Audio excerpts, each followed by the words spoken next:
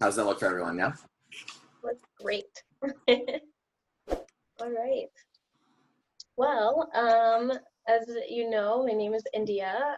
You can actually go to the next slide if you want, but today we're going to be talking about race and trauma and how those kind of intercede in skating. So a little bit of background on myself. I have been skating for about 21 to 23 years, something in there. But I started when I was 2 and competed competitively for about 17 years, both individually and then also as a member of the Adrian College skating program. So as part of their senior varsity synchronized skating team for 4 years, we were Team USA for 2 years, and then I was also on their figure skating team at the collegiate level as well, and I was co-captain of that team for 2 years. We were district champions for I don't know, like 5, 6 years running. So, and then, but a little bit of background on my education. I got my bachelor's degree in social work from Adrian College. I also got a women and gender studies minor from Adrian College. And then I moved to Georgia for a year to pursue my master's degree in clinical social work. I am currently living in Arizona, and I do community mental health as well as residential substance abuse counseling for the Native American population. So I work with everybody, I consider it birth to death. So anyone from age 0 until they die, all manner of conditions. But I do specifically provide trauma-informed care to all of my clients. Go ahead and go to the next slide. I did want to give a bit of a disclaimer. This is a safe space where we can kind of talk about our experiences. We can talk about some of the things that we have gone through, but this is strictly an educational space. So this is not a group therapy session or a therapeutic space, but I highly recommend that, you know, if anything gets triggered up in you today that you feel like it's overwhelming, you know, feel free to take a break. Feel free to leave or come back if you need to. But you know, that also may be an invitation for you to pursue your own type of therapy. And I do hope that if that's the case, that you feel safe to do so.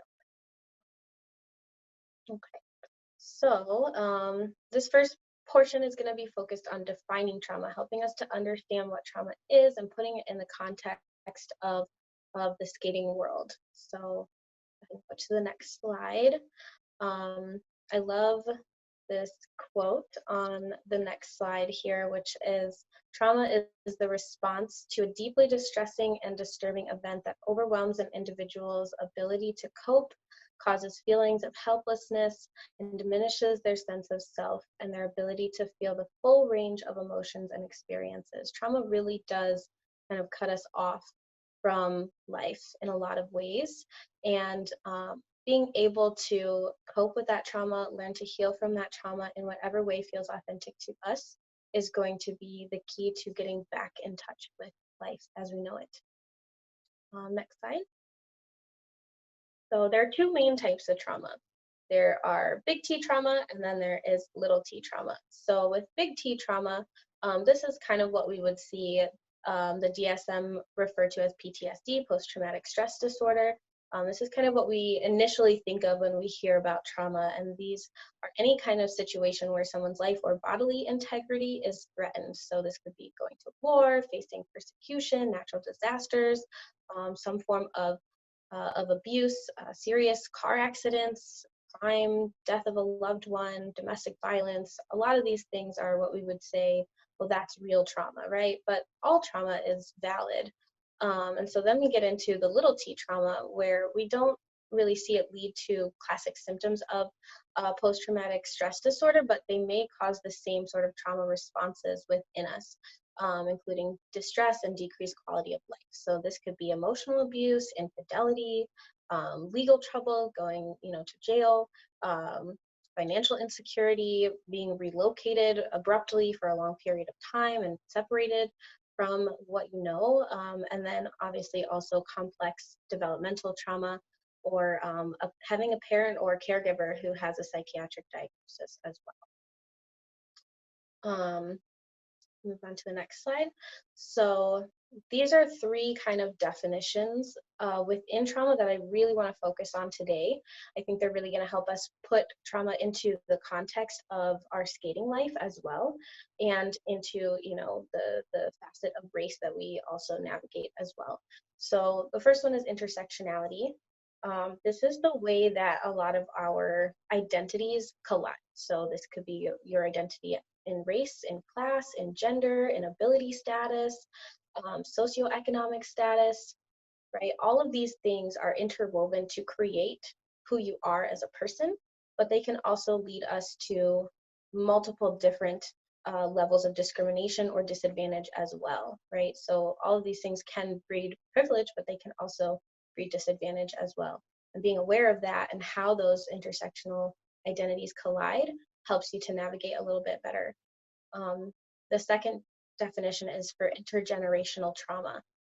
This is also known as transgenerational trauma, which is the assertion that trauma, if it's not resolved when it first takes place with that person, it is able to be passed on into future generations.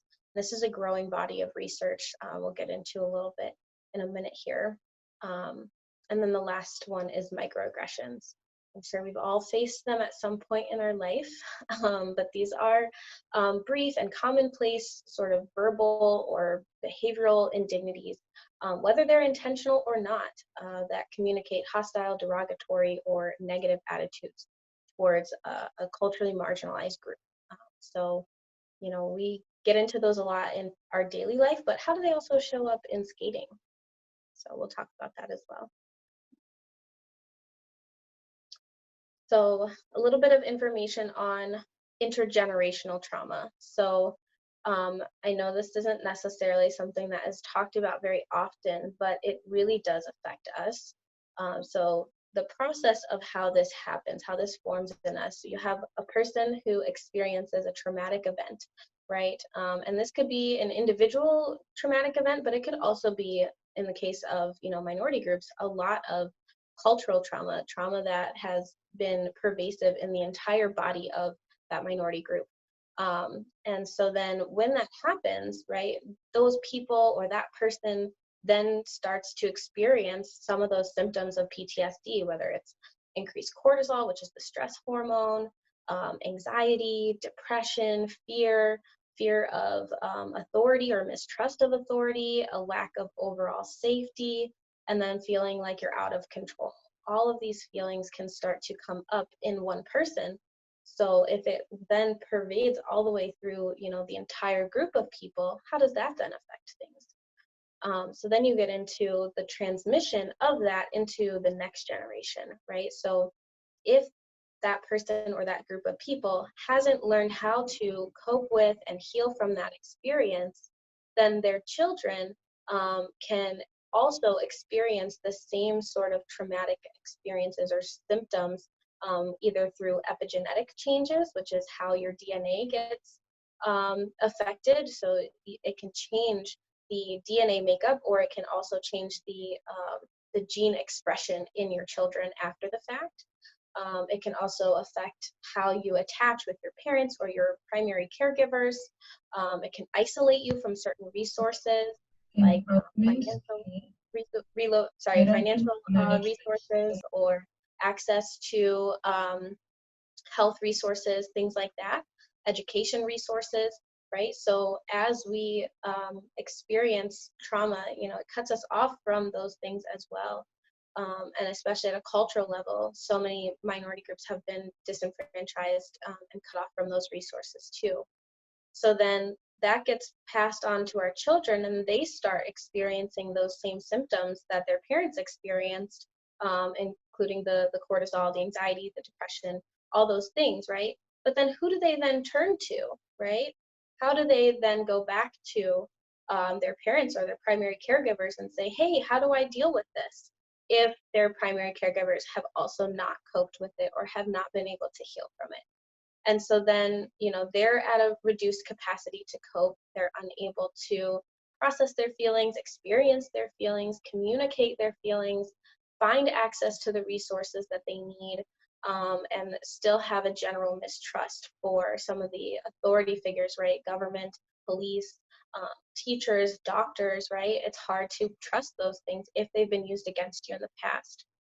And so then they may turn to quote unquote coping strategies, but those coping strategies may not be healthy, right? We would think of coping strategies like breathing and art and all these things, but they may turn to self-harm, isolation, substance use, all these things. And then the cycle continues. You know, those children then grow up into adults who are unable to cope and heal, and then continue to pass the cycle forward.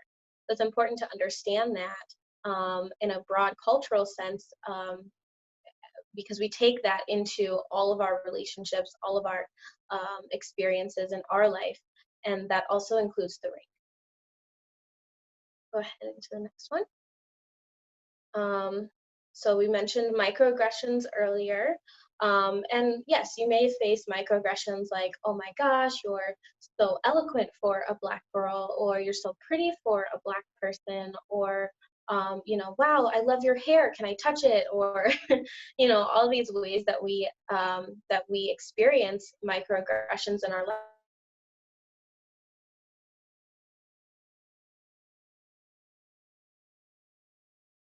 Our costumes, or the mesh not matching our skin, right? Are there certain ways where, you know, we're not able to dress a certain way, or we have to choose certain costumes, right? Even our tights, you know, our tights not matching the skin tone that we have, or having body criticism, you know, she's too athletic, or, you know, she's not dainty enough. Looking at, you know, hair and makeup, I mentioned before we kind of got started, my time as a synchronized skater, you know, I straightened my hair all 4 of those years, and by the time I was done with it, I had to cut off about 7 to 8 inches of damaged hair from having to straighten my hair for so long and not being able to take care of it in a healthy way. Having to choose different makeup, you know, from my fellow teammates who are all able to order the same makeup, but I wasn't. And or if I did wear the same makeup, it would not look good. But also, you know, implicit bias in judging, right?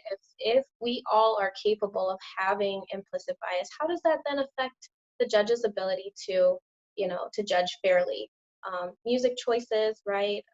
Even money and expenses, right? If we've been cut off from so many resources in the past, how do we then make skating more equitable, right? I mean, the average white American household is making $75,000+ a year, but the average Black American household is only making $17,000 per year. So how does that then affect your ability to have resources in skating? And then just standing out in the rink. You know, I can't tell you how many times I was the only Black person on the ice, the only Black person at a competition, the only Black person on my team, and it gets hard to be the only Black person in that space. So our next section is going to be talking about, you know, sort of the biology side of trauma and how it really manifests, how we can see it for ourselves. Go ahead to the next slide. So there are 5 trauma responses, right? And 2 of them fall into the autonomic nervous system, and 3 of them fall into the parasympathetic nervous system. So there's a lot to do with the biology side of trauma, but these are kind of the most important bits. So I won't get into sort of the science of it all, but with the autonomic nervous system, we have to just remember that this is hyper arousal. So we're looking at, you know, feeling alarmed or feeling startled. We might feel anxiety. We might feel angry. Our heart rate increases. Our blood pressure goes up. We're breathing heavy, right? And so these feelings start to trigger fight or flight. So if we're looking at fight, we're going to see physical aggression, verbal aggression, cursing, threats, attacking somebody. If we're looking at flight, we're looking about running away, backing away, trying to hide, trying to get out of the system. Either way, think of autonomic as like action. You're going to be going and doing something with all those feelings.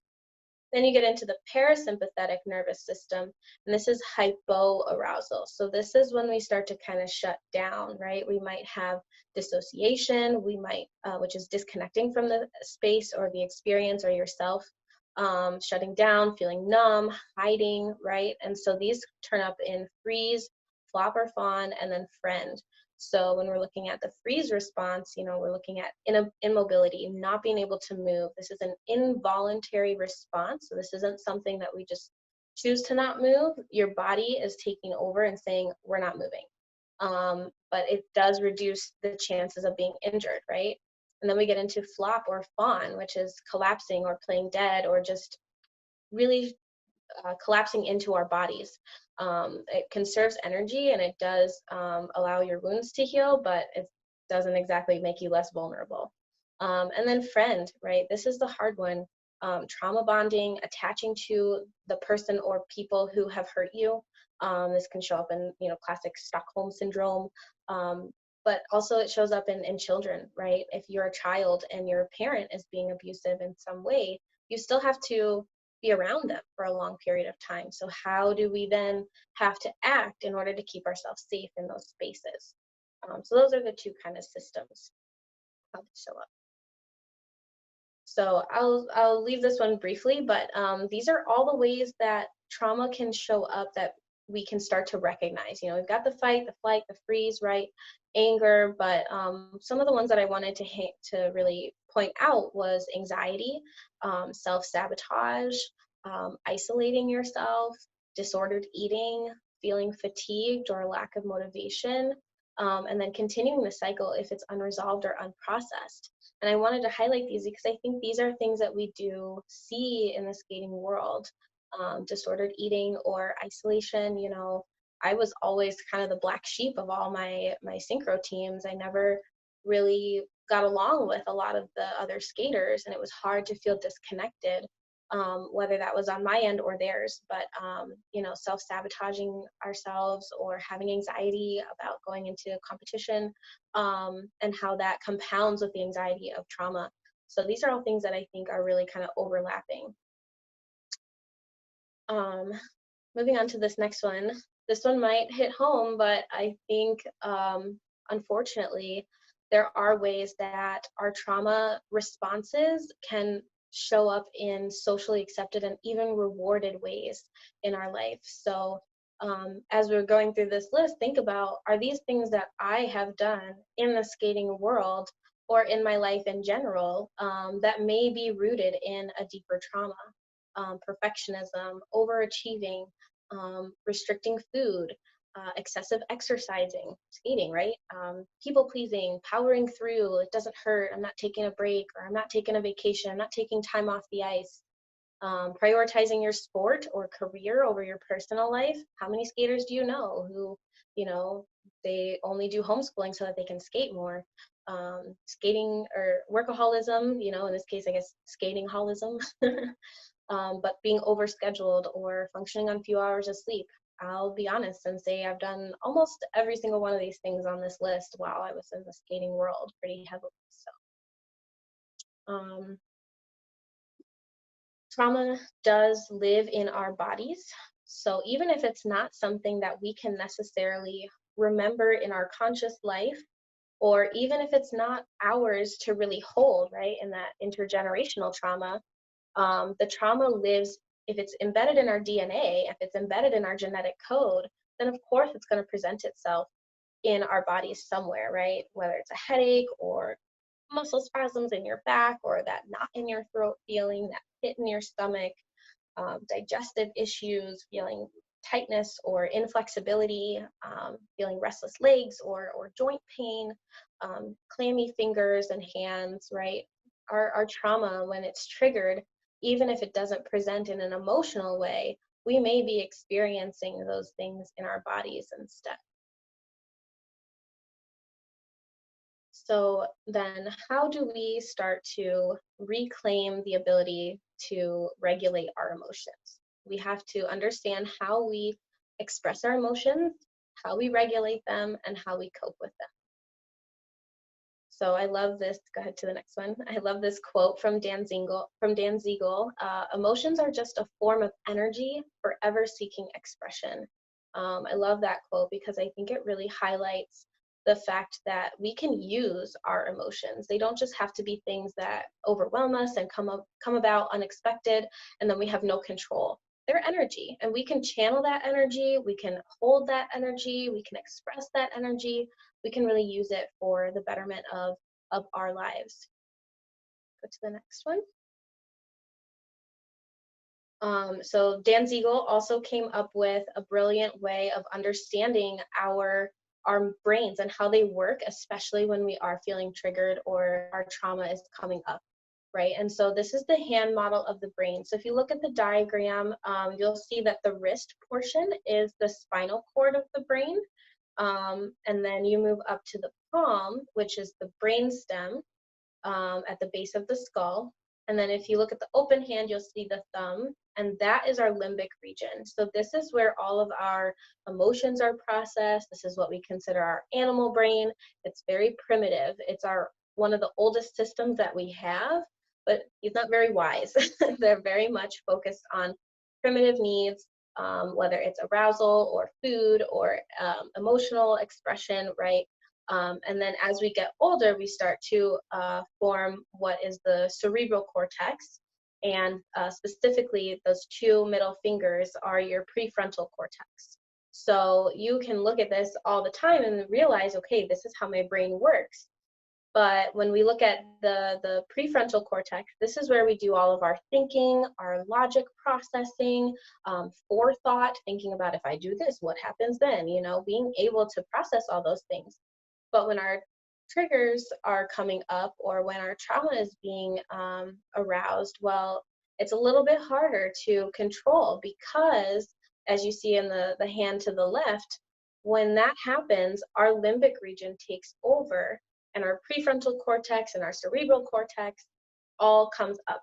And so we're not able to access those parts of our brains, those parts that have logic and forethought and consideration and empathy, right? We go straight back to that limbic region where our thumb is, and we just act. We just say things and do things really out of our emotions. And so this is that process where our prefrontal cortex comes up and we're operating out of our limbic region is called flipping your lid.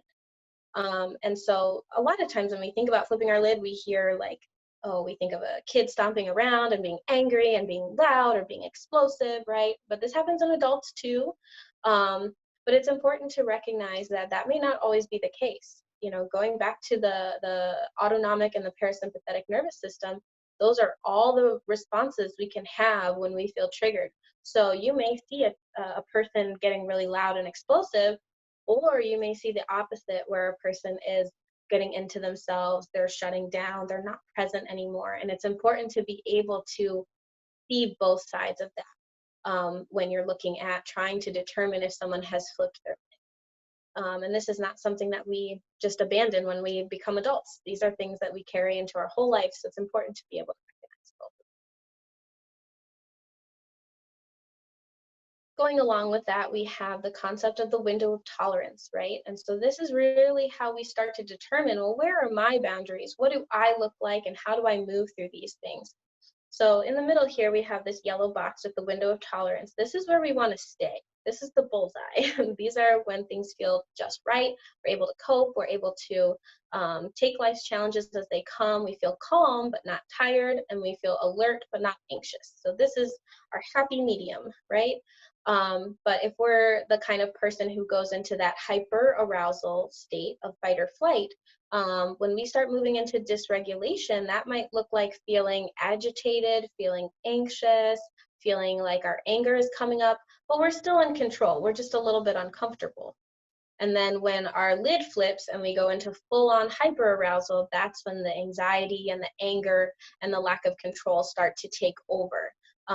We may feel like there are threatening feelings that are overwhelming you, and it will lead to that trigger of fight or flight, right? On the other side of things, if we're moving out of our window of tolerance towards hypoarousal, we're going to start to feel like we're shutting down. We're going to start to feel spacey. We might lose track of time or be zoned out a little bit or feel sluggish, but we're still in control in that dysregulation state. But once that lid flips and we're moving into hypoarousal, that's when we start to feel extremely zoned out. We're not present, we're dissociating, or we're having those out-of-body experiences. We might feel like time is missing and we don't know where it went or what we were doing.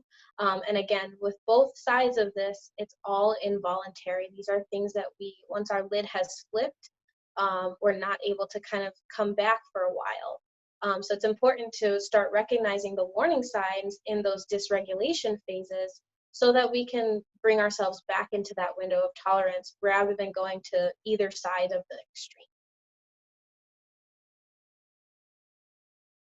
So how do we deal with this, right? We've flipped our lid and we're feeling like we're moving out of dysregulation and into hypoarousal or hyperarousal, right?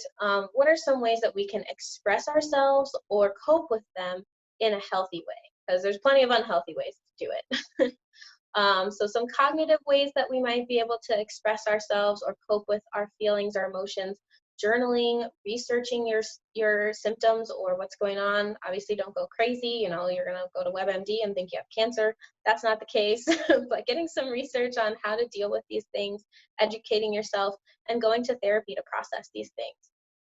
Externally, we can punch a pillow, we can take little soft plush toys and throw them at a wall, or we can go out in our car or stand outside and scream really loud, right? We might, or just being able to talk to someone that you trust, right? Having that external way of putting our feelings out there in a healthy way. Internally, it might look like doing some inner child work, some shadow work that might be holding you back, getting in touch with your family's history and figuring out, where did we come from? What was our great grandfather like? What kind of things did they go through in their life? And seeing how those things have trickled down into you. Doing visualizations or spending time with yourself to really get to know, well, what are my dysregulation signs and symptoms? How do I start to bring myself back before I get too far away from myself in that window of tolerance? Doing artistic things like drawing or coloring or painting or sculpting or singing. There's been a lot of research to show that when we are in communal spaces where we're able to kind of get on the same wavelength, whether it's dancing with each other, singing with each other, that can be incredibly healing because it brings us back in touch with our bodies in a way that trauma has removed us from our bodies. So being able to kind of get into spaces like that can be really, really healthy. Obviously, body movement, you know, whether it's yoga or skating or dancing, exercising, going for walks, and then doing some breath work, whether it's, you know, really getting in touch with your breath, feeling comfortable breathing all the way through your belly instead of just in your chest. And then finally, you know, really getting in touch with your spirit as well. So praying, meditating, singing, dancing, again with breath work, going to church, right? All these things can be really helpful ways to express ourselves, to cope with our feelings when we are feeling like our lid is about to flip, and to really help us get back in touch and heal from the trauma that we may have experienced. So, before we go into any breakout sessions or breakout rooms, does anybody have any questions, comments, concerns at all?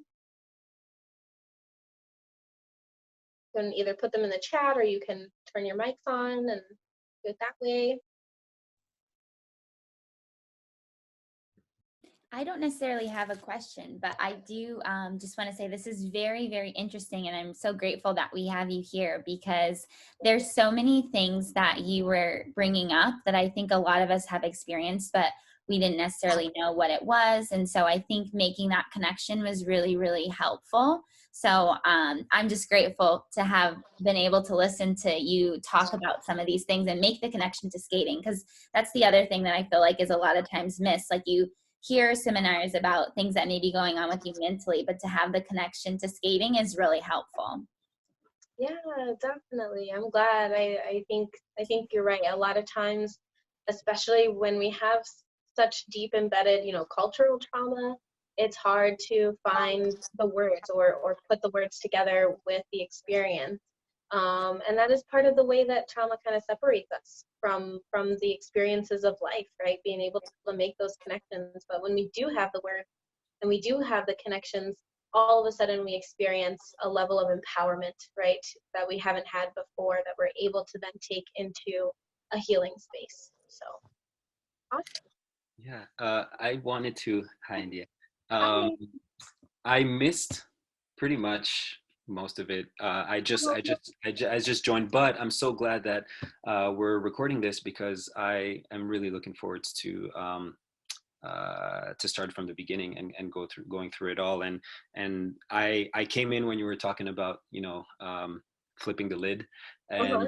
and that part. And I just had a question for you in terms of dealing with that when it happens in the moment, like when it's when that lid has popped up and it's you're there in that space.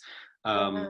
and I'd like to maybe hear your thoughts on the relationship with you know mindfulness and observing the Mhm. sensation, because it's sensations that are coming up, and that sense of observing the sensation, is that for you? Do you find that that's a powerful way to um, almost to not engage in the sensation in that moment? And I just wanted to hear your thoughts on that. Yeah, definitely. So when it comes to the mindfulness practice, I think that practice is going to come in really helpful when you're in that dysregulation phase. I don't know if you saw the window of tolerance, but so with the dysregulation, once we start to realize, okay, I am still in control, but I'm really feeling uncomfortable. When we can start to connect with that feeling and be mindful, be intentional about exploring it, right? Um, there it is, yeah. So when we're in this little dysregulation phase, that is when we're going to be able to bring ourselves back, right? We're going to be able to use that mindfulness to say, whoa, whoa, whoa, whoa, whoa. I'm feeling uncomfortable. I'm starting to feel agitated or anxious, or I'm starting to feel spacey and disconnected. Um, I need to try and get myself back into this window of tolerance, right? So many times though, we kind of skip the dysregulation phase and we just kind of we stay there for like a couple minutes, and then we go right into the hyperarousal or the hypoarousal. So the more we can practice mindfulness and start to recognize, the more that we can avoid some of those extremes for ourselves. Does Right. that answer your question Yeah. a So little bit? yeah. It's definitely. Thank you for that. I don't know if it can you hear me or am I frozen? Because my Yeah, I video is can hear you. I can hear you. okay. You're Yeah. good. So You're good.